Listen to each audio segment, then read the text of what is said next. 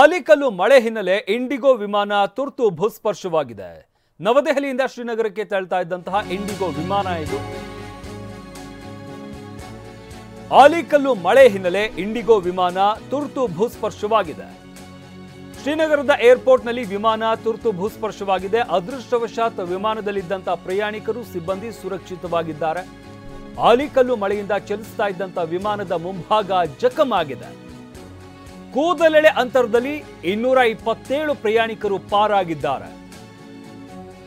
ವಿಮಾನದ ಮುಂಭಾಗ ಜಖಮ್ ಆಗಿದೆ. ಅಂದ್ರೆ ಅಷ್ಟರ ಮಟ್ಟಿಗೆ ಆಲಿಕಲ್ಲು ಮಳೆಯಾಗಿರುವಂಥದ್ದು.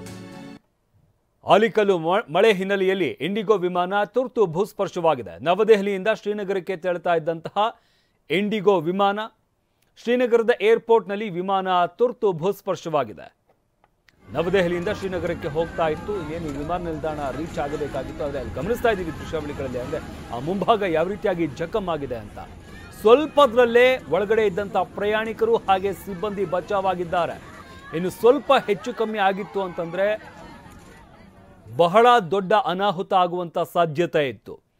ಅದೃಷ್ಟವಶಾತ್ ವಿಮಾನದಲ್ಲಿದ್ದಂಥ ಪ್ರಯಾಣಿಕರು ಸಿಬ್ಬಂದಿ ಸುರಕ್ಷಿತವಾಗಿದ್ದಾರೆ.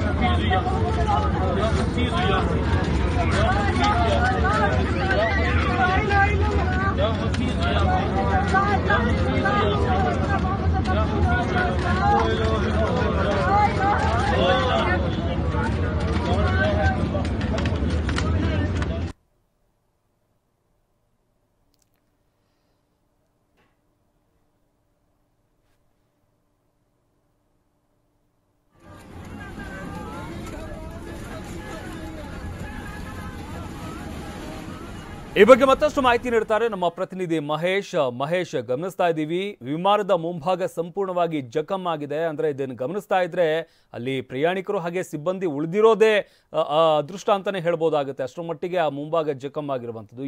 ಏನೆಲ್ಲ ಅನಾಹುತ ಆಯ್ತಾಗಾದ್ರೆ?